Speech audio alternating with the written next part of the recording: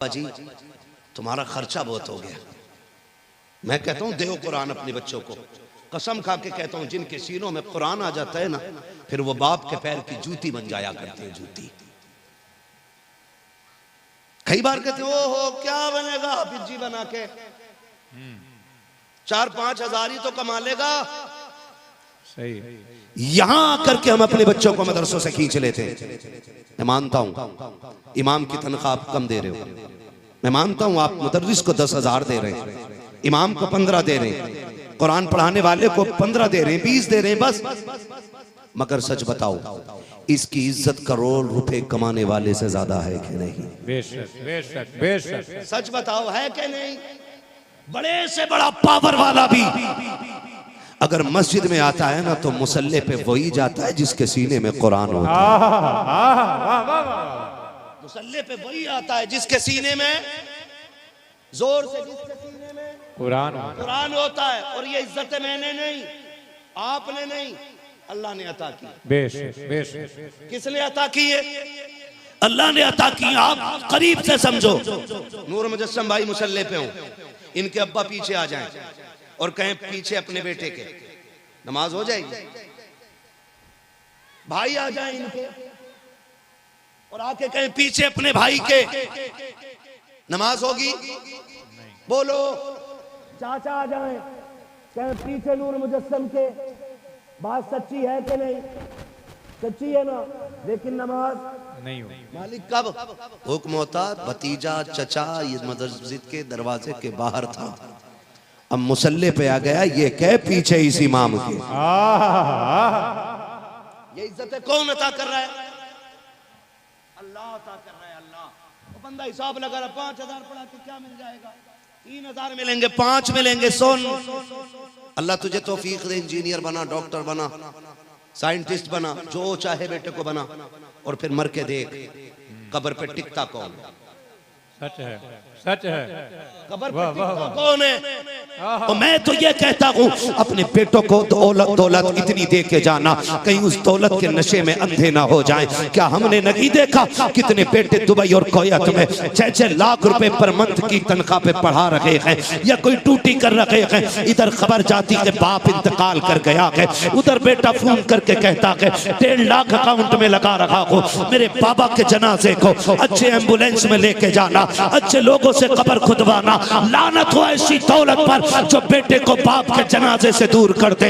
लानत हो उस पैसे पर कि जो पैसा बाप के जनाजे को बेटे को कंधा न दे सके। हाथ जोड़ के कहता हूँ बेटों को वो दौलत दे के मत जाना जो तुम्हारे जनाजे से दूर कर दे, वो दौलत दे के जाना जो जनाजे में भी साथ रखे और कब्र पे भी तन्हा तुम्हें छोड़ के न जाने। नारे तकबीर, नारे रिसालत, उलमाए अहले सुन्नत, वाह वाह वाह, जिंदाबाद जिंदाबाद। हम ये सोचे बैठे ना, ओहो कोई बात नहीं, कारी शरीफुद्दीन नाम है ना, क्या नाम?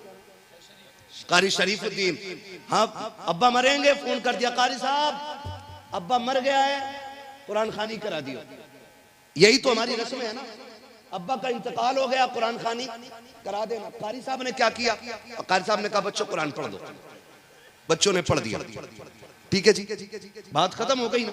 बच्चों ने, तवज्जो है ना सारे लोगों की, बच्चों ने पढ़ दिया, बात खत्म। बेटा सोच रहा है फर्ज अदा हो गया, अब कोई कुरान खानी ना भी हो तब भी काम चलेगा। सुने कान खोल के, बहुत गौर से सुनो। मैं नूर भाई के लिए दुआ करूं, नूर भाई मेरे लिए दुआ करें, हजरत के लिए दुआ करूं, ये मेरे लिए, ये उलमा मेरे लिए दुआ करें, मैं इनके लिए दुआ करूं। सच्ची बताना इनके सीने में मेरे लिए उतना ही दर्द, मोहब्बत, हमदर्दी होगी जितना मेरे बेटे के सीने में मेरे लिए हमदर्दी होगी।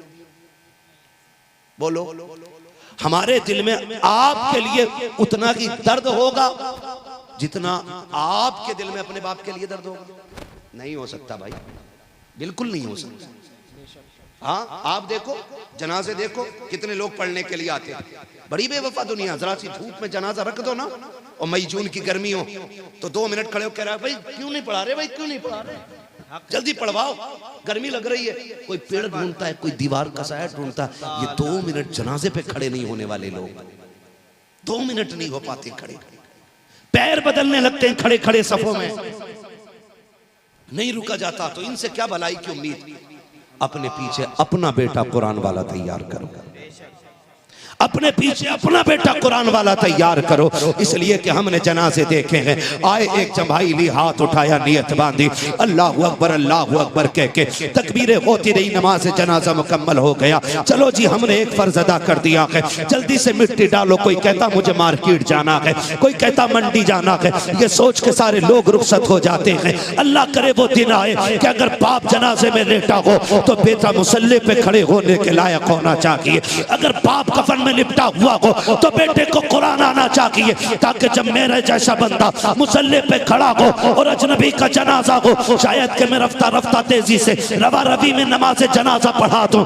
लेकिन अगर जनाजे पे बाप लेटा हो, मुसल्ले पे बेटा खड़ा होगा, अपने बेटे को देख, अपने बाप को देख करके बेटे के दिल में क्या ख्याल नहीं आएगा। कभी तो सोचेगा मेरे मालिक आज वो आ गया कि जनाजे में जो मेरे लिए ओवर टाइम ड्यूटी करता रहा है, वो आ गया कि जिसने मेरे लिए मजदूरियां की हैं और मुझे कुरान दे के गया था। ए मेरे परवरदिगार, मेरे बाप ने पूरी जिंदगी मदरसे के नाम मेरी लगा दी, कभी एक वक्त मुझसे मजदूरी नहीं कराई ताकि मैं कुरान पढ़ सकूं। ए मेरे परवरदिगार, आज मेरा बाप जनाजे में आ गया है। मेरे मालिक, मैं इसके एहसानों का बदला कुछ और तो नहीं दे सका हूँ, लेकिन मेरे परवरदिगार हाथ उठा के इतनी दुआ करता हूँ, मेरे बाप की मगफिरत फरमा दे।